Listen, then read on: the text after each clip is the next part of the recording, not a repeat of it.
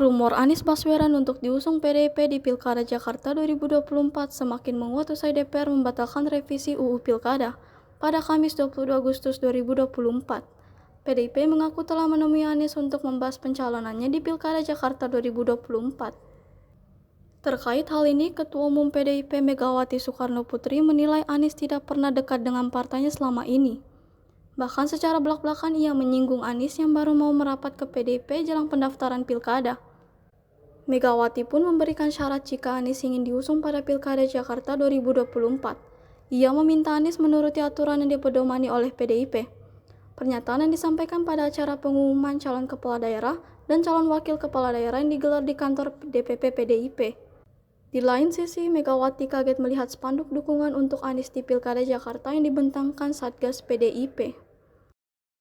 Terus katanya Pak Komar, oh Satgasnya itu memang ini mau dukung Pak Anies itu Bu. Oh gitu. Aku bilang enak aja ya. Ngapain gue suruh dukung Pak Anies?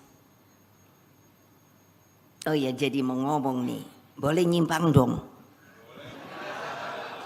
Orang tadi kan diomongi Jakarta.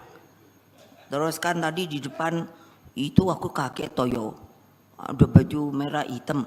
Terus tapi pasang spanduknya itu kan suruh gotong Pak Anies ya.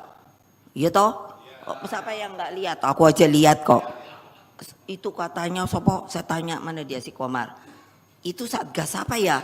Kok namanya Satgas hitam ya? Terus katanya Pak Komar, oh Satgasnya itu memang ini mau dukung Pak Anies itu Bu. Oh gitu. Aku bilang enak aja ya. Ngapain gue suruh dukung Pak Anies? Dia bener nih kalau mau PDI. Kalau mau PDI jangan kayak gitu dong ya. Ya tinggal mau nggak nurut ya. Lihat dong. Dia tepuk tangannya tan ibu-ibu aja nggak tepuk tangan. Hei. Tepuk tangan lagi.